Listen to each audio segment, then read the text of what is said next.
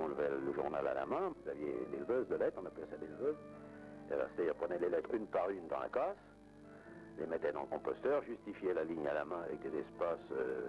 C'était le travail tout à la main qui a été remplacé par le travail mécanique, à savoir la linotype.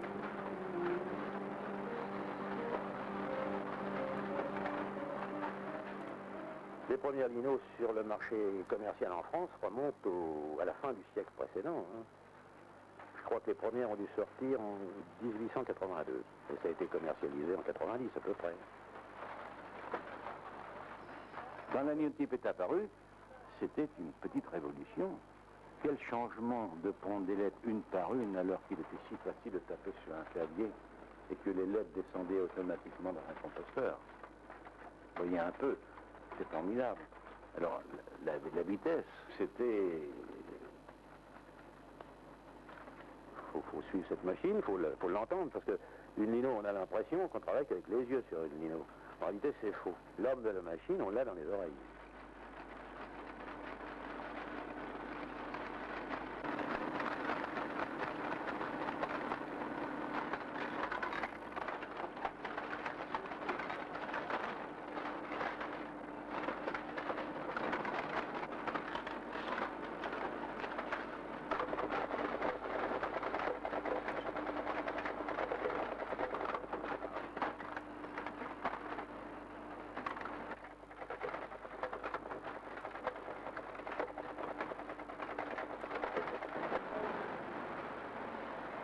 Quand le lino a fini son article, il y a un ouvrier qui fait une épreuve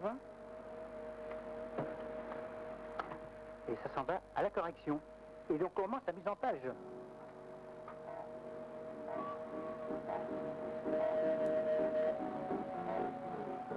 Alors le typographe, son rôle dans la presse jusqu'à maintenant, c'était surtout la mise en page.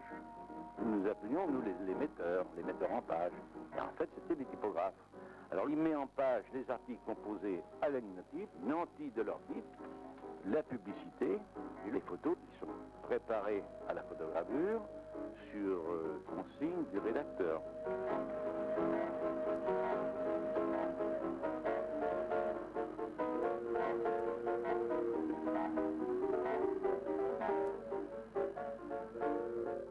Tous les titres se faisaient à la main, avec cette machine qui s'appelle une Ludlove. Quelques-uns se faisaient quand même en lino, les titres les plus petits. Et alors là, le typo avait plaisir à présenter un titre sur 3-4 colonnes en tête de page, par exemple, quelque chose d'agréable sur la mode. Ça mettait un caractère léger, discret, mais agréable à l'œil, autant que le texte le demandait. Vous voyez ce que je veux dire?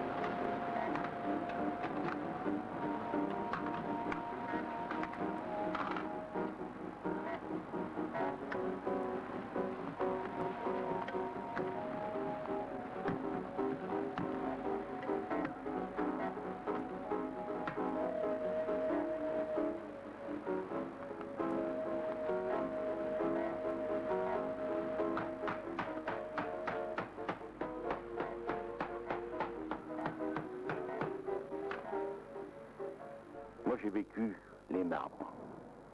Ça remuait, ça grouillait. C'était quelque chose qui qui vivait. Ça avait une âme, vous savez, cet atelier-là. Une âme, c'est formidable. Car en principe, chez nous, il ne doit pas y avoir de feignants. Tellement nous sommes tenus par les horaires. Nous faisons 70, 80 et même 100 pages dans la nuit. Voyez un peu. Il faut le vivre pour voir ce que c'était. On ne peut pas oublier une chose pareille. C'est formidable. Qu'est-ce qu'on met ensuite? Une colonne un quart. Chez moi, sur pénalité. Non, t'es à côté? On va retrouver un 3, combien? Non? Plus de 2 ou 3 dans l'entrée? Je vais éviter de faire le deuxième, il y en avait un à donner aussi. Vous l'avez fait aussi? Ben, je vais peut-être donner les deux d'ailleurs, parce que comme il va me sucrer de la, copie, je vais pouvoir illustrer. D'accord, garde ça. D'accord. Parce que j'ai l'impression que je vais être jeune au point de vue texte, moi. Comment il s'appelle, Paul, l'hôtelier de son prénom, tu connais, toi? L'hôtelier. Tu connais pas, toi, Jean? André. Ah, peut-être bien, oui, André l'hôtelier. Ah oui, bien sûr, faut le passer. Le meilleur journaliste n'est rien et son information ne vaut rien s'il ne peut pas la transmettre. Et si justement il n'y a pas la compréhension du typographe pour tripatouiller un petit peu le plomb, eh bien l'information pourra rester de côté. Face à l'événement, je ne les ai jamais vus insensibles.